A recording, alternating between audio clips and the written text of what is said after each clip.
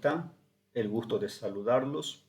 Bienvenido a esta séptima lección de nuestro estudio de la epístola a los romanos, que se titula Nueva vida de vencedores y que se centra en Romanos capítulo 8, todo el capítulo 8, desde el versículo 1 hasta el 39. Para empezar a considerar el estudio de esta lección, introducimos el texto, ponemos lo que vamos a estar considerando en contexto. En este capítulo 8, el gran tema central de lo que vamos a estar viendo en esta lección es una verdad importantísima en el Evangelio, que es que una salvación genuina, por una fe genuina, va a producir una vida santa y de victoria en Cristo Jesús.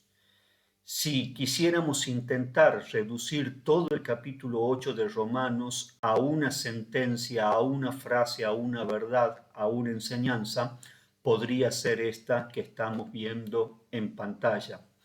Todo el desarrollo del capítulo 8 va a girar alrededor de esta verdad, va a estar elaborando, explicando esta gran verdad de la vida cristiana. Y no es al azar, sino todo lo contrario. Tenemos que poner esta enseñanza en contexto de lo que el apóstol Pablo viene haciendo en los capítulos 6 y 7, los dos capítulos anteriores al capítulo 8 que estamos considerando ahora. Una falacia es cuando, basado en una verdad correcta, yo llego a un error, a una conclusión incorrecta. Es un uso incorrecto, una interpretación correcta de una verdad real. ¿Cuál es la falacia que el apóstol Pablo está combatiendo en los capítulos 6 y 7? Que si la salvación es por fe, entonces el estilo de vida de la persona no tiene importancia. A esta falacia se podría llegar basado en tres aspectos. Por ejemplo, que en definitiva, por nuestras propias obras, las que podríamos llamar nuestras obras de justicia, jamás vamos a poder vivir una vida completamente recta, totalmente íntegra. Nunca vamos a estar a la altura de la justicia de Dios perfecta a través de nuestras obras. En segundo lugar, para sustentar esta falacia, tenemos el hecho de que en definitiva nosotros fuimos libertados de la esclavitud del pecado, de la cual éramos esclavos anteriormente, no a través de nuestras obras, sino por medio de la fe. Ha sido la fe la que nos libró de la esclavitud del pecado para poder servir a Dios. Y más aún, el tercer elemento con el que se construye esta falacia está basada en la percepción de la ley. Se reconoce que la ley es un excelente instrumento para demostrar la justicia perfecta de Dios, la santidad perfecta de Dios, pero al mismo tiempo expone la condición pecaminosa del hombre. Revela, deja al descubierto que el hombre es incapaz de satisfacer los estándares de esa ley, porque la ley revela la perfección de Dios, la justicia perfecta de Dios, revela la injusticia del hombre, pero la ley nunca nos da poder para poder cumplir la ley. La ley jamás nos capacita para vivir de acuerdo a la ley. Basado en estos tres aspectos, se llega a esta falacia. Si la salvación es por fe, entonces el estilo de vida no tiene importancia. Pero es ahí donde el apóstol Pablo introduce un nuevo concepto que rompe con esta falacia, deja al descubierto el error de esta falacia al decir que la fe que es por el Evangelio sí tiene ese poder transformador que la ley no tiene. Una fe verdadera, genuina, fruto de haber escuchado la palabra de verdad del Evangelio, sí tiene poder transformador para vivir una vida santa, agradable a Dios. Por eso el concepto que acá el apóstol Pablo introduce es que la fe, la salvación, no solamente cambia el destino eterno, un efecto futuro de la fe, un efecto futuro de la salvación, que es llevarnos al cielo en lugar de al infierno cuando moramos, sino que esa misma fe, esa misma salvación también tiene poder para transformar nuestra vida presente antes de morir, justamente llevándonos a vivir una vida santa, una vida agradable a Dios, obras de justicia que agradan a Dios. Con esto en mente vamos a ver cuáles son los aspectos centrales, las secciones centrales de este capítulo 8 en Romano, que podríamos considerar como las bases o los fundamentos para vivir una vida santa, agradable a Dios. Primero, en lo del versículo 1 al 11, vamos a ver que Dios nos da poder para vivir una vida santa. Luego, versículos 12 al 17, vemos que tenemos una obligación, un llamamiento a vivir una vida santa. Luego, de los versículos 18 al 30, vamos a estar considerando que aún el sufrimiento tiene lugar en una vida santa y cómo se debe atravesar ese sufrimiento desde la posición de una vida santa, versículos 18 al 30. Y finalmente vamos a ver que el resultado de una vida santa es que en Cristo somos más que vencedores. Versículos 31 al 39. Cuando hablamos del sufrimiento en una vida santa, no hablamos de que somos víctimas desdichadas del destino, sino que aún por sobre el sufrimiento, por encima del sufrimiento, como resultado de una vida santa, a pesar del sufrimiento, en Cristo somos más que vencedores. Ahora vamos a empezar a desarrollar los temas que acabamos de ver con más profundidad. Como decíamos en los primeros 11 versículos del capítulo 8, vemos que el apóstol Pablo nos está hablando del poder para vivir una vida santa. Primeramente, el apóstol Pablo va a hacer referencia a que hay dos tipos de vida o de andar para el creyente. Todo esto lo estamos hablando siempre en función del creyente, hijos de Dios que ya son salvos. Hay dos tipos de vida, que también la carta los refiere como dos tipos de andar, en la carne y en el espíritu. Espíritu, como usted puede ver, está en mayúscula porque es referencia al Espíritu Santo. Vivir en la carne o andar en la carne significa lo que nuestra naturaleza humana, caída, pecaminosa, produce o es capaz de producir, en contraposición a la vida en el Espíritu, que es lo que Dios, a través del Espíritu Santo que mora en el creyente, quiere producir en su vida.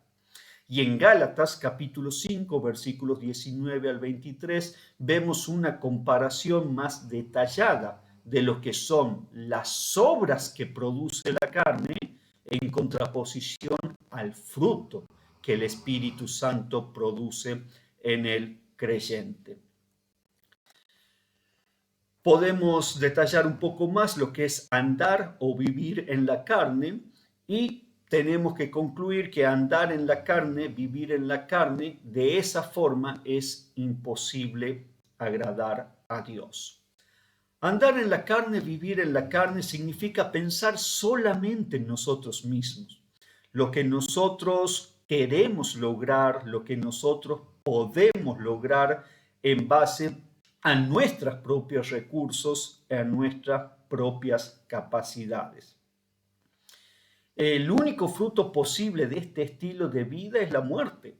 ¿Por qué? Porque nosotros en nuestros deseos, en nuestros recursos, en nuestras capacidades, dejando completamente a Dios de lado, jamás vamos a poder satisfacer la justicia perfecta que Dios exige.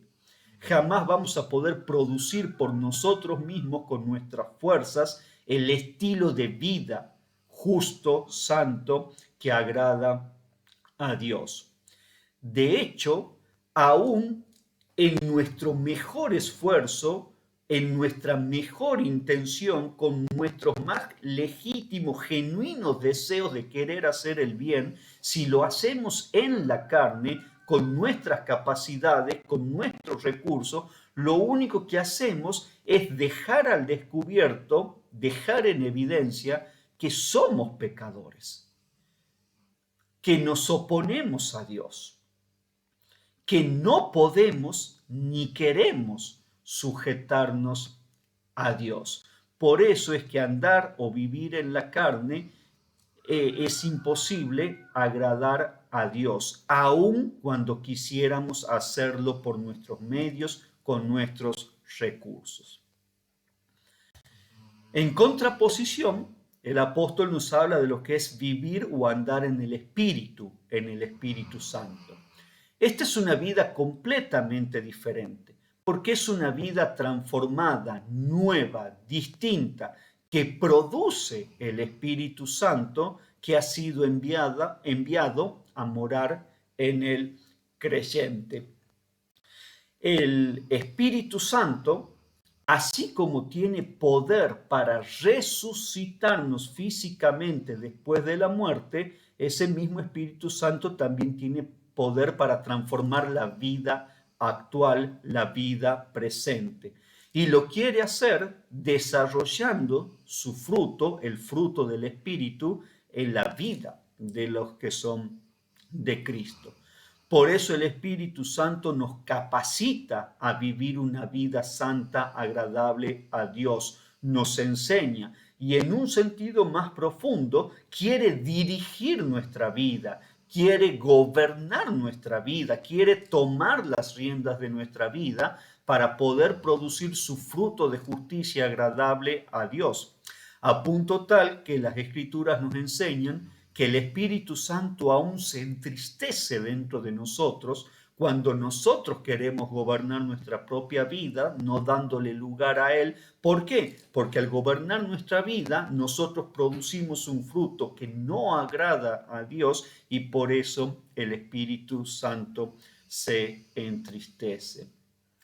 Y este poder transformador del Espíritu Santo en la vida presente es un concepto tan importante en una fe genuina, en una salvación genuina, que aún el apóstol Pablo dice con toda claridad que si alguien no está experimentando ese poder transformador del Espíritu Santo en su vida, tiene que preguntarse si realmente es de la fe en Cristo Jesús. Por eso, luego de describir lo que es andar en la carne y lo que es vivir en el Espíritu, el apóstol Pablo concluye que los que somos de Cristo no podemos andar en la carne, sino que debemos vivir en el Espíritu.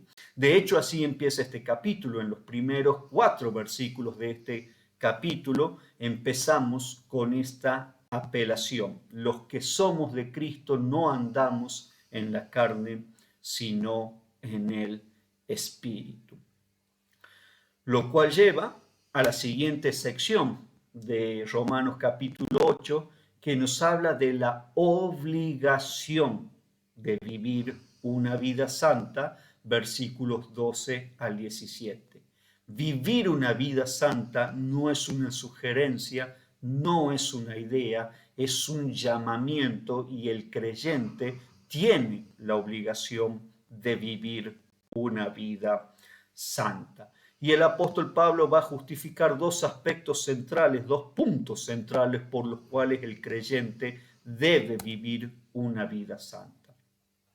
En primer lugar, porque es una deuda que tenemos con Dios.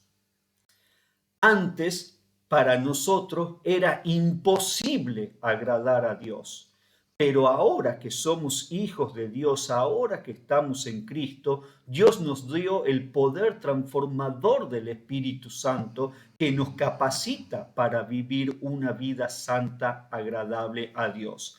Antes no podíamos, pero ahora que podemos, debemos vivir la vida santa que agrada a Dios. Nosotros ahora somos hijos de Dios y ahora que somos hijos de Dios, debemos vivir una vida digna de esa posición que nos ha sido dada. Además, tenemos que reconocer que Dios nos ha dado un gran regalo, una gran dádiva recibida, al darnos su Espíritu Santo que mora en nosotros, a darnos el poder del Espíritu Santo para transformar nuestras vidas. Debemos reconocerlo, debemos agradecerlo, debemos honrarlo. Y la mejor manera de agradecer y honrar lo que Dios nos ha dado es justamente aprovechándolo al máximo, dejando que el Espíritu Santo produzca su fruto en nosotros y produzca en nosotros ese estilo de vida santo, agradable al Señor, como vemos en los versículos 12 y 13. Luego también el apóstol Pablo quiere ser claro en cuál es la perspectiva en que tenemos que ver la salvación y la vida santa. Y esto lo va a hacer entre los versículos 14 al 17. Hay que tener muy en claro que nosotros no vivimos una vida santa para llegar a ser hijos de Dios, sino que al contrario, ya somos hijos de Dios, ya hemos sido adoptados hijos de Dios. Y eso es lo que tiene que producir en nosotros una vida santa. Es decir, una vida santa no es un medio para ganar o conseguir la salvación. Una vida santa es el fruto, es el resultado de haber sido ya adoptados hijos de Dios, de haber sido ya salvos.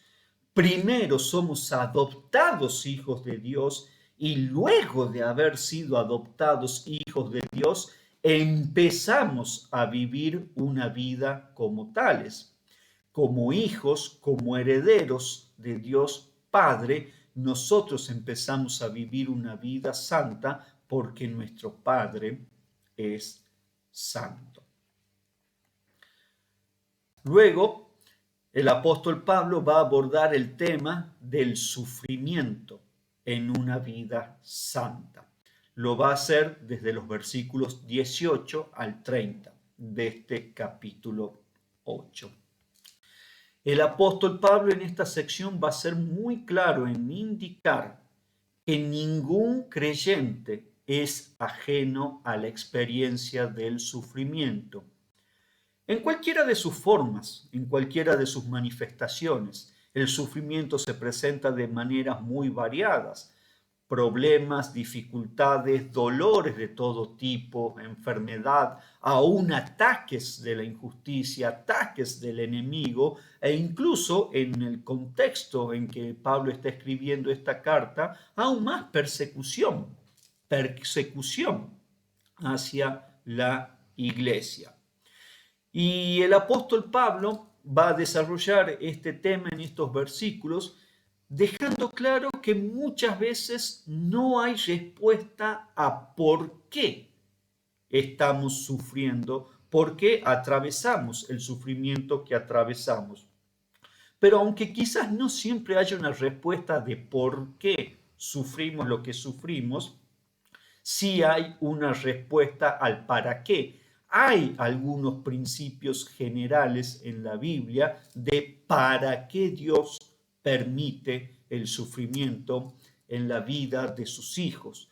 Y un pensamiento importante que el apóstol Pablo va a desarrollar acá, una verdad importante que el apóstol va a desarrollar en este pasaje, es que parte del fruto de una vida santa es también atravesar piadosamente durante el sufrimiento, porque a través de la aflicción se aprende a tener paciencia o más aún se aprende a desarrollar paciencia por medio de la aflicción, por medio del sufrimiento. Y esto es parte de experimentar la vida santa que agrada a Dios.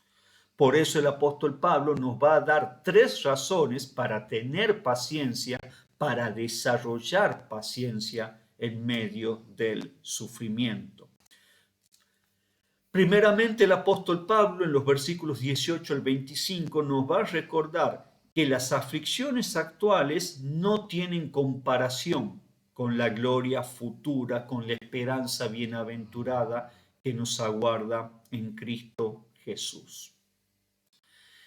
Tenemos que entender que por causa del pecado, toda la creación está bajo los efectos de la maldición del pecado. Y cuando decimos toda la creación, eso también nos incluye a nosotros mismos como parte de la creación afectada por la maldición del pecado. Entonces, dolor, sufrimiento, injusticia, todo tipo de males, lo tenemos que entender como el resultado lógico, como el fruto esperable de una creación bajo efecto del pecado. Y nosotros como creyentes no somos ajenos a ello. Pero lo cierto es que tenemos promesas de que cuando Dios complete su obra, no solamente nosotros vamos a ser redimidos, no solamente los hijos de Dios vamos a ser redimidos, sino que toda la creación va a ser restaurada también.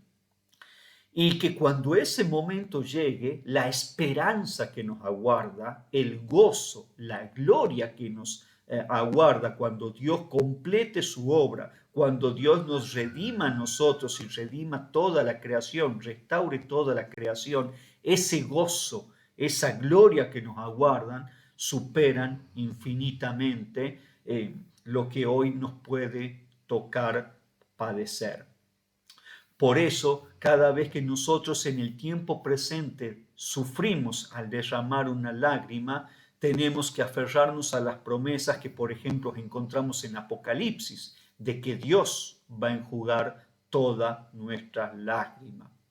Y la razón por la que ese momento va a ser tan sublime, va a ser tan especial, cuando Dios enjugue nuestras lágrimas, es justamente porque hoy nos toca sufrirla. Que hoy suframos derramando una lágrima es lo que va a hacer que en aquel día sea tan glorioso, tan sublime, experimentar el gozo del Señor enjugando nuestras lágrimas. Pero luego el apóstol Pablo da también una segunda razón por la cual desarrollar paciencia en la aflicción. Nos recuerda que el Espíritu Santo nos ayuda en nuestras aflicciones intercediendo por nosotros. Esto lo vemos en los versículos 26 y 27. Las aflicciones, el sufrimiento, muchas veces expone, deja al descubierto nuestra debilidad, la fragilidad de nuestra condición humana. Pero es ahí donde el apóstol Pablo dice, el Espíritu Santo intercede por nosotros, ayudándonos en nuestra debilidad, sobre todo apoyándonos en la oración. Muchas veces en los tiempos de dificultad, en los tiempos de aflicción, a veces nos vemos tan superados que ni siquiera sabemos qué pedir, cómo pedir. Se nos acaban las palabras, no sabemos qué decirle al Señor. Y otras veces quizás nosotros sabemos lo que queremos pedir, tenemos una idea de lo que queremos pedir, pero tal vez no conocemos en profundidad qué es lo que realmente más nos conviene.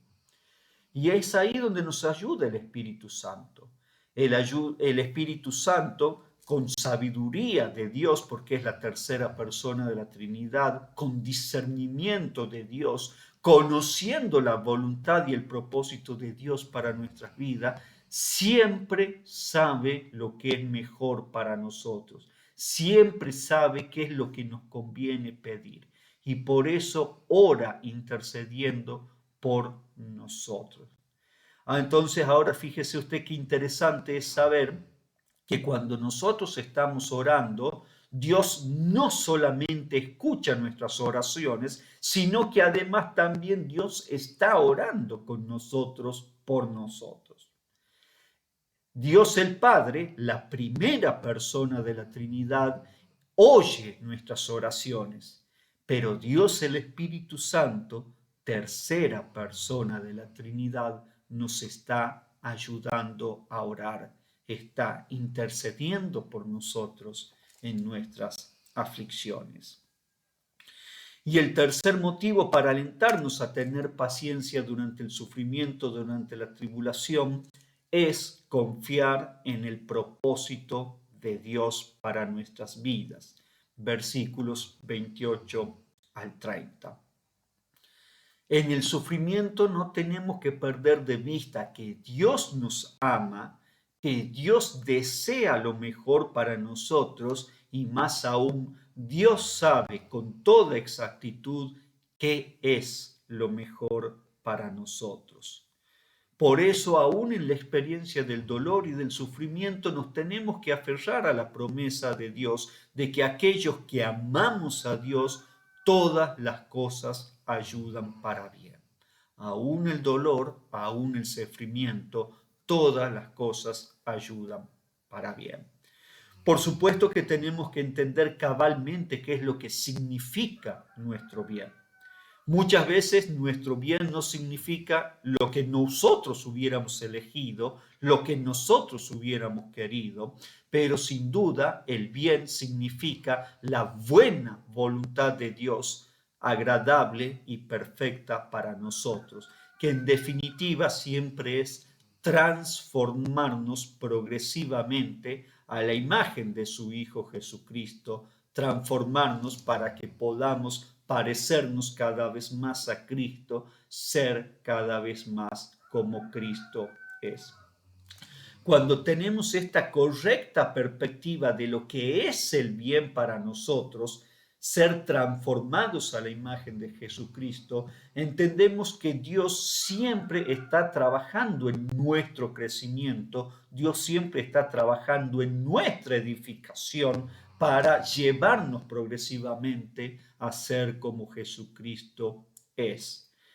Y en esa dinámica y con ese propósito, aún las experiencias de dolor y de sufrimiento contribuyen a formar el carácter de Cristo en nosotros. Dios aún esas experiencias de sufrimiento y de dolor las usa, las capitaliza a nuestro favor para formarnos a la imagen de Jesucristo.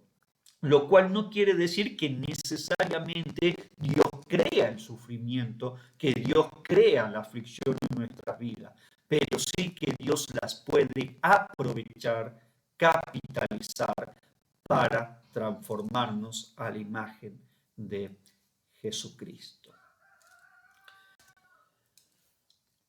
Cuando podemos tener esperanza en la tribulación por la fe, entonces podemos experimentar con total cabalidad que en Cristo somos más que vencedores. No somos víctimas desdichadas de las circunstancias, no somos víctimas desdichadas del dolor, del sufrimiento, por encima del dolor, por sobre el sufrimiento, viviendo una vida santa, en Cristo somos más que vencedores.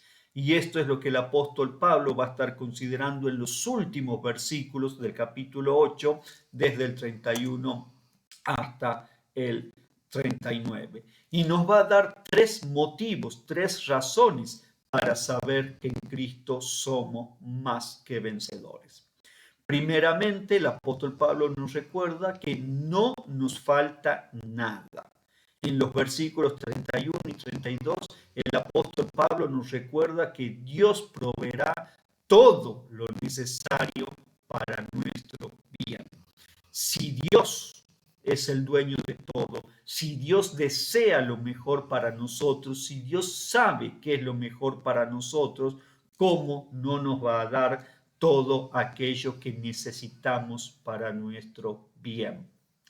Por supuesto que una vez más tenemos que tener una perspectiva correcta de lo que significa nuestro bien. No significa que Dios va a proveer todo lo que yo quiero para mis deseos egoístas, para mi ambición, para mi codicia. Dios va a proveer todo lo necesario para su voluntad buena, agradable y perfecta en mi vida. Luego, también el apóstol Pablo nos recuerda que somos más que vencedores porque ya no hay condenación para los que somos de Cristo, para los que somos hijos de Dios.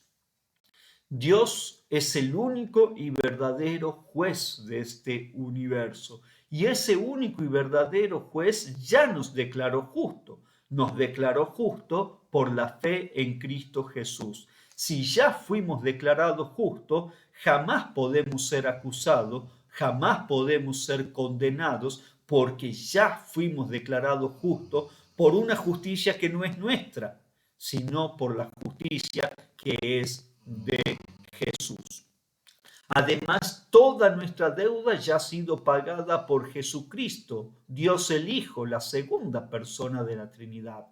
Toda deuda por nuestros pecados, pasado, presente, futura, toda deuda ya ha sido completamente pagada, completamente cancelada por nuestro Señor Jesucristo. Entonces ya no se puede reclamar ninguna deuda de pecado porque toda deuda fue cancelada. Y más aún, Cristo Jesús, quien murió en la cruz por nuestros pecados para cancelar, para pagar nuestros pecados, aún hoy como segunda persona de la Trinidad, Dios el Hijo, aún hoy está a la derecha del Padre intercediendo por nosotros, defendiéndonos ante el trono del Padre cuando Satanás nos acusa. Por estas razones es que no hay condenación para los que somos de Cristo Jesús, para los hijos de Dios. Y finalmente somos más que vencedores porque no hay separación posible, no hay separación alguna para aquellos que somos de la fe en Cristo Jesús. Nuestra condición y nuestra relación de hijos de Dios están totalmente garantizados en Cristo Jesús, como vemos en los versículos 35 al 39 con que cierra este capítulo 8. En este pasaje vemos una larga lista de cosas que parecerían que podrían separarnos y que incluso tal vez puedan separar a personas las unas de las otras. Pero todas estas cosas que parecerían separar, a decir verdad, nos acercan más al Señor, porque aún el sufrimiento, aún la tribulación, la aflicción, en lugar de separarnos de Dios, nos acercan más a Dios, nos llevan a buscarlo con más intensidad, nos llevan a buscarlo con más pasión en nuestro corazón. No hay ninguna cosa creada, natural o sobrenatural, que pueda romper, que pueda interrumpir nuestra relación, nuestra condición de hijo de Dios. Si estamos vivos, tenemos la promesa del Señor de que Él nos acompaña en nuestra vida. Y si morimos, tenemos la promesa del Señor de que vamos a estar con Él en el cielo. Sea que estemos vivos acá en la tierra, sea que muramos y vayamos al cielo, no hay separación. Dios está con nosotros y nada puede romper esa relación de hijos que tenemos con Dios garantizada en Cristo Jesús. Y por todos estos motivos somos más que vencedores por la fe en Cristo. En conclusión, para sintetizar lo que vemos en este capítulo 8, vemos que las verdades que el apóstol Pablo expone en este capítulo de Romanos, primero nos deben inspirar plena confianza en Dios. Pero a su vez, como nos inspira confianza en Dios, esas mismas razones deben producir una profunda gratitud con Él. Y a su vez, esta gratitud nos debe movilizar a vivir una vida santa, una vida propia, digna de hijos de Dios, una vida que agrada a nuestro Padre. En definitiva, lo que vemos es una secuencia donde la confianza nos lleva a la gratitud y esa gratitud nos lleva a desear vivir una vida santa, agradable a Dios. Hasta acá las consideraciones de este capítulo 8 de Romanos. Solamente nos queda ver cuáles son las actividades, las tareas propuestas para completar lo que hemos estado considerando en esta lección. La primera actividad es leer otra vez Gálatas capítulo 5 versículos 19 al 23, donde el apóstol Pablo habla sobre las obras de la carne y el fruto del Espíritu. Leer este pasaje y reflexionar al respecto de nuestra sociedad, el mundo en el que vivimos, si es que esta sociedad está manifestando las obras de la carne o está manifestando el fruto del Espíritu. Luego, también basados en Gálatas 5, 19 al 23, el mismo pasaje, vamos a examinarnos a nosotros mismos. Ya no vamos a examinar la sociedad que nos rodea, el mundo actual, vamos a examinar nuestra propia vida a la luz de este pasaje. Esto nos va a ayudar a identificar los próximos pasos en la vida santa que Dios desea que llevemos. Quizás haya algunas obras de la carne en las cuales haya que trabajar para ir dejándola atrás, para ir mitigándolas. Tal vez hay algunos aspectos del fruto del Espíritu que Dios quiere trabajar de una manera especial en mi vida para avanzar en el camino de la santidad. Y la última actividad, la número 3, para completar esta lección, sería mirar hacia atrás en nuestra propia vida y recordar alguna experiencia de aflicción, de dolor, de sufrimiento, en la que podamos haber percibido claramente que Dios nos estuvo transformando, que Dios estuvo produciendo el fruto del Espíritu, su obra transformadora, a través de esa experiencia de aflicción. Estas son las actividades para completar esta lección. Por supuesto que también aprovechamos para alentar a volver a leer el capítulo 8 de Romanos para repasar lo que hemos estado considerando en esta lección, y también invitamos, animamos a estar leyendo Romanos capítulo 9, el próximo capítulo, para estar preparándonos para la siguiente lección. ¿Qué le parece si para terminar tenemos una palabra de oración? Nuestro Padre amado, te damos gracias, Dios mío, porque volver a considerar Romanos capítulo 8 nos recuerda verdades importantes para una vida que te agrade a vos, Señor. Gracias, Dios mío, porque en Cristo somos más que vencedores. Gracias, Dios mío, porque has enviado a tu Espíritu Santo a morar en nosotros. Gracias, Señor, porque con el Espíritu Santo viene su poder, tu poder, para transformar nuestras vidas, para que seamos capaces de vivir la vida santa que a vos te agrada. Gracias, Señor, por todas las bendiciones y todas las verdades que hemos estado repasando en este capítulo. Gracias, Señor, por toda tu provisión para que nosotros podamos vivir una vida plena, una vida de victoria en Cristo Jesús por la fe, a través de la fe. Te pedimos, Dios mío, que nos perdones si tal vez hemos estado viviendo en la carne, Señor, intentando agradarte por nuestros medios, intentando complacerte según nuestras capacidades, según nuestros recursos, según nuestros méritos. Perdónanos, Señor, si hemos querido complacerte en la carne pensando en nosotros mismos, Señor. Ayúdanos a vivir guiados por el Espíritu. Ayúdanos, Señor, a entregarnos a la obra transformadora del Espíritu Santo en nuestras vidas. Ayúdanos, Señor, a entregarnos a tu Espíritu Santo, a que produzca su fruto de tu justicia en nuestras vidas, para vivir una vida cada vez más plena, para vivir una vida cada vez más santa, para vivir una vida que te glorifique, Señor, como vos te mereces. Gracias por todo, Señor, en el nombre de Cristo Jesús. Amén.